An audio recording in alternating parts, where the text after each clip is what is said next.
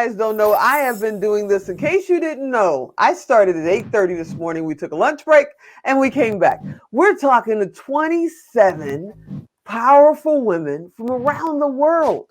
I've had somebody on from Germany, a couple from Canada, Mexico, just now Indonesia, all over the country, from the Carolinas to California. And you guys know I'm in Nevada. It's been amazing. But we're not done.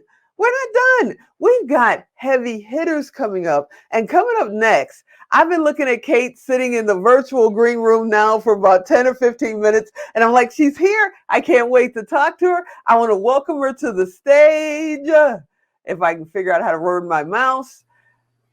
Hey, Kate, how are you? Hi, how are you? Happy International Women's Day. Happy International Women's Day. Oh my goodness. You know, I've been wanting to get you here for that word that is right there on your name. Unstuck. Unstuck, yes. Unstuck. Tell me about you. Well, first, hi. I say, I'm so excited. I'm just being rude. My mother is in the heavens right now going, what's wrong with you? You know, let me first say thank you so much for coming on. Thank you for so having much for, me. you know, taking my invitation, because this is actually our first time chatting. We haven't had a message or anything other than a couple of emails.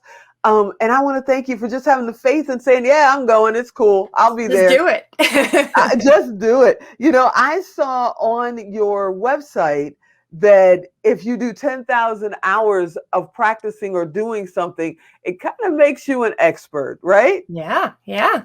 So what does that have to do with people that are stuck? Because I know people that have done 10,000 hours of something and they still don't think they're good enough to do what they need to be doing. So how do you get them unstuck? I'm so happy you asked that question. Well, the way the mind works, it learns by repetition. So if you're doing something that is keeping you stuck over and over again for 10,000 hours, guess what? You're just going to keep on being stuck. See, the thing is, you have a habit of action is coming from your habit of thinking. So it's really all up here. So that's where we really like to focus to kind of help everybody get unstuck.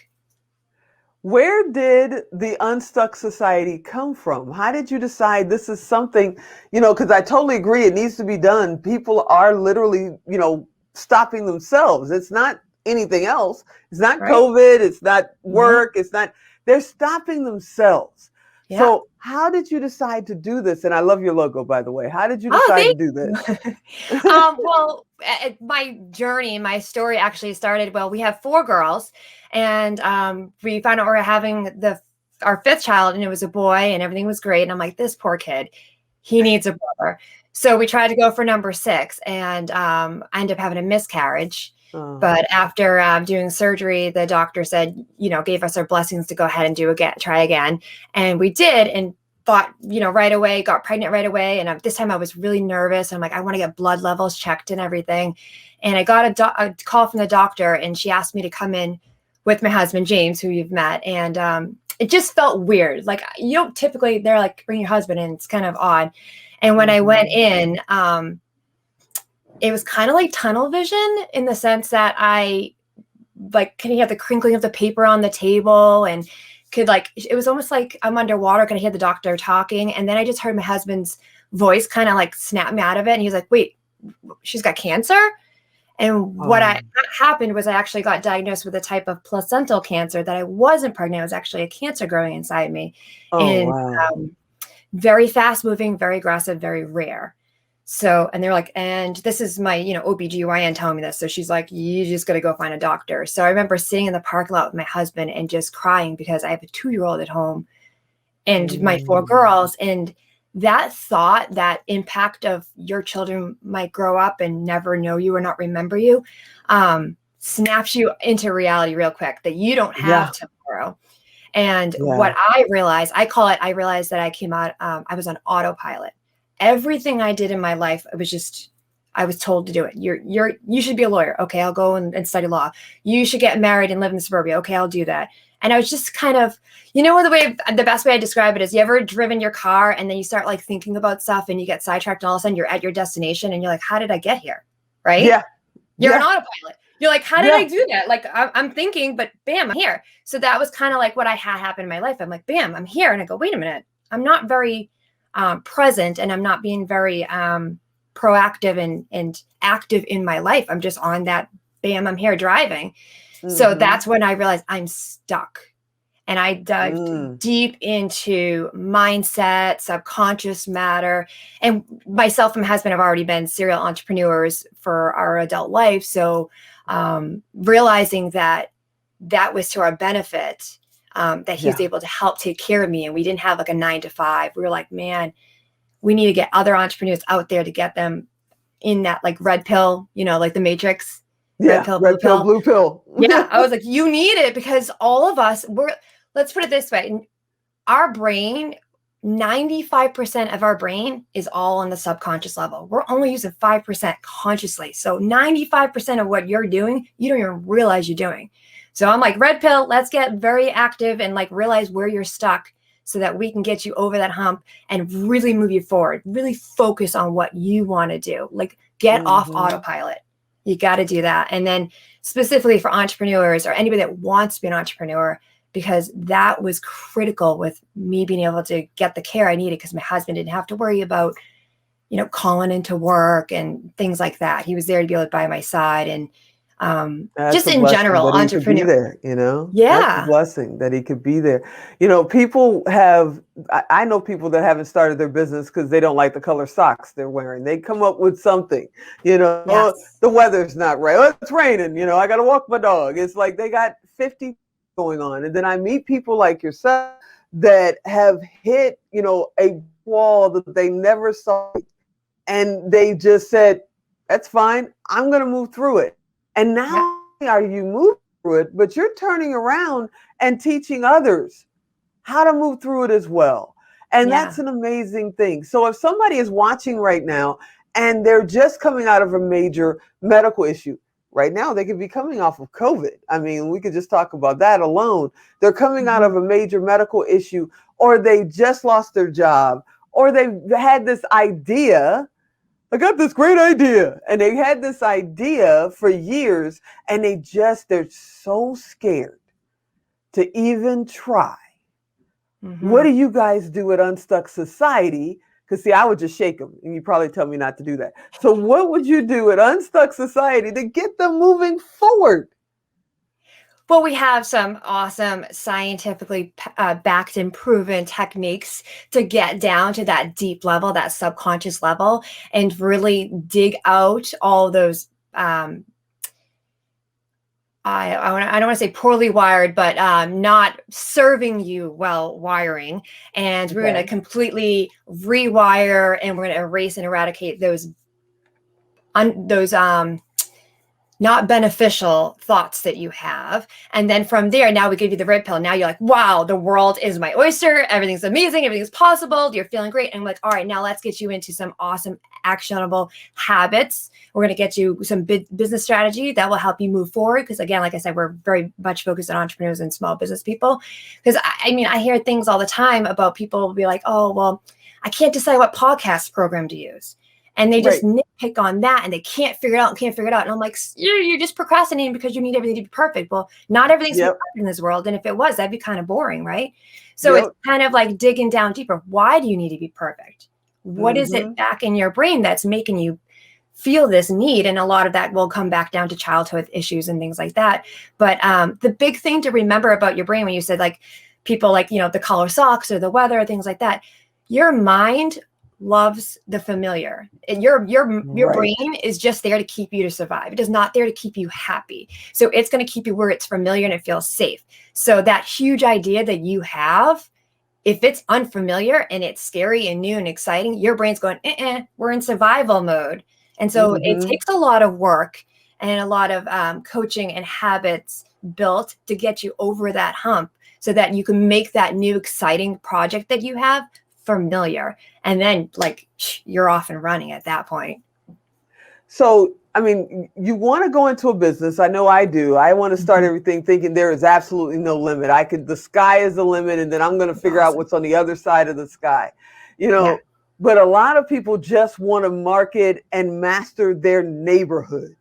Mhm. or they want to master this one Facebook group.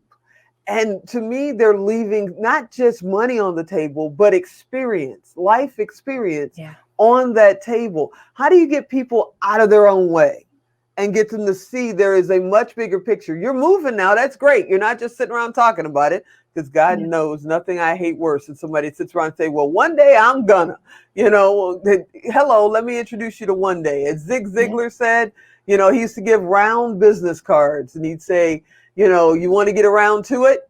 Here's your round to it. Now let's do it. And that's how Yeah. I feel about it. How do you get them to get out of their comfort zone and really expand to those new horizons? Yeah. Well, I mean, you just pretty much said it in the sense that, oh, one day I'm going to get to it. Well, the brain Mm-hmm. doesn't work that way. The brain only works in present. It only works in now. I am successful now. I'm killing it now. I'm blowing it up and I've got this awesome idea and I'm creating it now. If you're like one day, guess what? It won't happen. That's not how the mind works. So that's number one. Get in the present. Whatever it is, even if it's like I'm writing down my action plan, my steps. I'm writing it down now. You have to give it a now. It cannot be tomorrow. It doesn't work that way. And then the other thing is, like, people take for granted time. Like I said, I was 34 when I got diagnosed with cancer, and I didn't know if I was going to live or die that day. And believe me, I did not think that I thought I was invincible at 34. I thought I was invincible at 18. Everybody takes for granted that they're going to have tomorrow. You might Yeah. not. And that's like a scary reality that, hopefully only a few of us have had to go through, that you Mm-hmm. experience that. But when you do, it gets real quick. You know what I mean? You go, you know what? If I have a business and I have an idea, I'm working on it right now because I don't know what tomorrow is going to bring. And I think that's why we've really like moved fast and furious, because I'm saying it as if it's today, it's now. I am this now, which is how your brain works. And not only that, I'm backing it with my actions, because I'm also fearful that I won't have tomorrow, which is not a great thing to lead by, is fear, but it's always there. I think it's there for anybody that's awoken, is that, time is ticking. It's one thing's for certain. We're all going to die at some point, not to get super morbid, but that's going to happen. So I tell my kids, my teenagers, boy, if I had known in high school what I know now, where it's like, who cares? Who cares what people think? Who cares? It is your life and the time is ticking, and every day you don't get back. So I tell my kids, I'm like, it doesn't matter what other people think. If you want to try out for that team, you want to do that play, you want to try a new business, whatever it is, do it. If you fail, Yep. whatever, you just learn from it.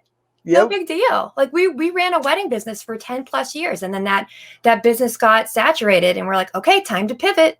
COVID happens. Guess what, guys? Time to pivot. I know a chef, right? The restaurants got impacted big time. So what's he going to do? His restaurant's closed. He pivoted. Now he's teaching online cooking courses. I'm like, this guy's killing it. So just keep going forward. That's really what it comes down to. Would you say that this past year, I believe this past year has been a really rude awakening for a lot of people, because we all kind of took tomorrow for granted. I never thought, I live in a society where, you're supposed to be wearing masks all the time, and I do, and you're afraid to go outside, and you're scared of something you can't even see. And you see somebody, on Monday and they're fine, and then you hear from their family they're in the hospital on Friday. It's been a real reality check, yes?